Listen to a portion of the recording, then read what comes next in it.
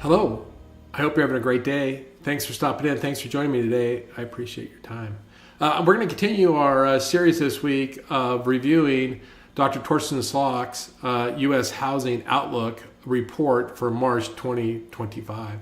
And as you know, Dr. Slok does this monthly housing report, and this one's filled with 123 great graphs, charts, tons of data, easy to consume. I think it's an extremely valuable report.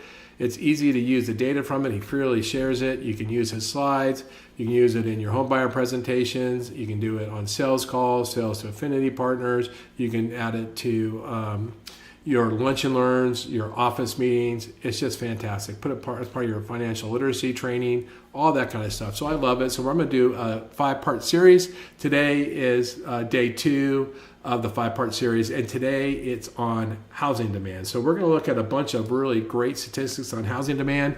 Here's that Apollo, the Outlook. We got the housing demand section. This section, thankfully, is not that long. Here's home buying plans. The green is people planning to buy a house in the next 6 months. And then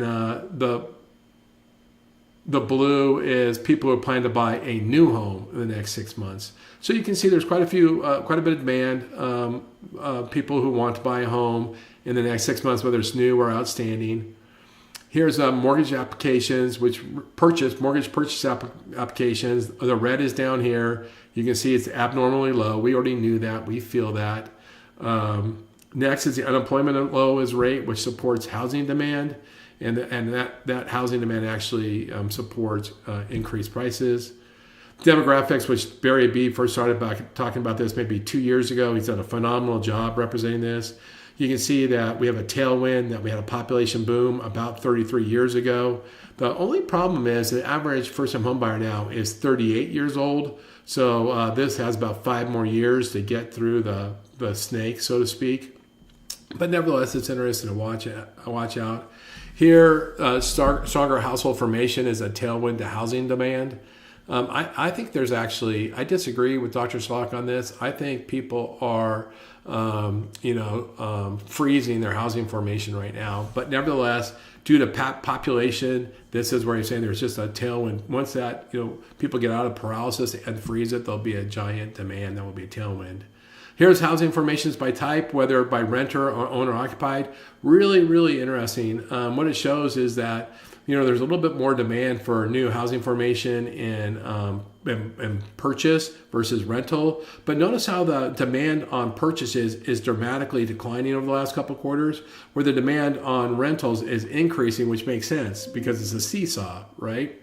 The next thing we've got here, the next one is home ownership rates moving sideways. That's neither good nor bad. We're staying at about 66%. Of course, during the peak of the pandemic, it got up to about 68%, and it was that way too, going back to leading up to the Great Financial Crisis. Delinquency rates for mortgages are non-existent. When you hear all these articles saying, "Hey, delinquency rates are up 50% or up 100%." Yeah, one times 2 is 2, but it's not a big number. So these numbers are still really, really small. Of course, we should pay attention to them, but they're not even hitting the radar right now. Investor share of single family is stable, whether it's so here it has multifamily and single family. Multifamily, so 2 to 4 units. Interesting. Migration out of California, migration into Florida. This actually shows the top states of migration.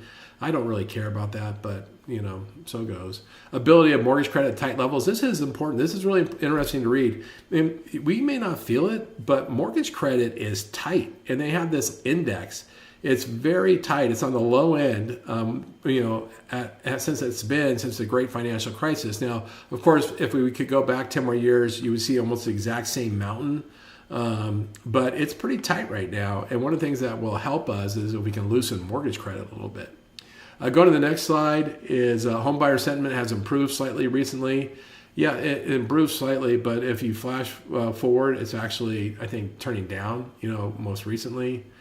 46 consumers are saying this is a bad time to buy a house because of high mortgage rates and tight credit. That's actually better. We got up to like 70%. So the tide's turning. People are getting used to interest rates with even a 7 or a 6. They're also starting to make more money. So they're getting more comfortable with the payment.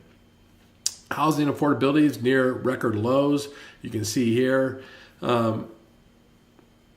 Every year that we have relatively flat or small appreciation, where incomes grow faster than home appreciation, affordability improves. And then if we get a little tailwind of rates coming down, you'll see affordability improve pretty quickly. New and existing home sales lower than normal because of affordability and low inventory. You can see where the Fed started hiking, and you can see how sales did after that. Home buyer and home builder confidence lower because of affordability, of course, makes sense. Traffic of prospective home buyers to new homes. You can see that, a year and a half ago, there's high traffic, higher, that's when we had no inventory and builders had the only inventory, so they're driving a lot of traffic. Now we're starting to get more inventory on the market. Some markets are getting pre-pandemic inventory. There's a little bit less interest in new construction. So not to be unexpected. The decline in the number of homeowners who are refinancing their mortgage, we know that.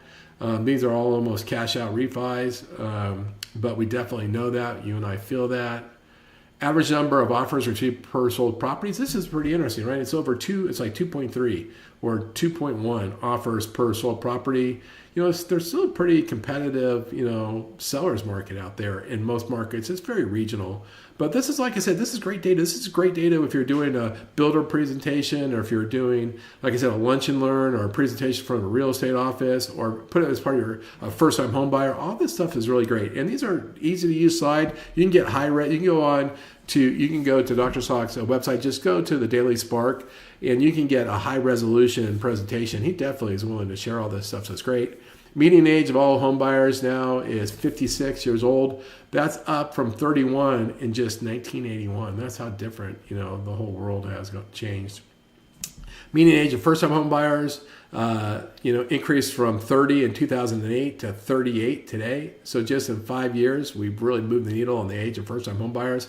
I talk about this quite a bit. If the average age of a first-time home buyer is 38, then if you want to be a lender for life, you need to not only serve them for the 3 decades after they buy the house, but you have to serve them for the decade before they buy the house. Next up is total inventory per person is very low. I don't buy into this number as much, but you could buy into the number if you like. With lower inventory, real estate agents are selling less, fewer homes. As you can see, look at that drop off from 2021. Average sales per year per agent, just off a cliff, as we know. Number of sales agents and brokers has declined over the last year, as we expect.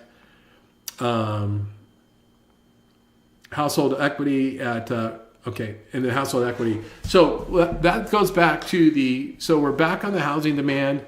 I think we did a good job covering this. I've only doing a daily video covering a different topic from this report every day, trying to keep it nice and tight. Each day gets shorter, just so you know. So we get to the end of the week, we move a little bit faster.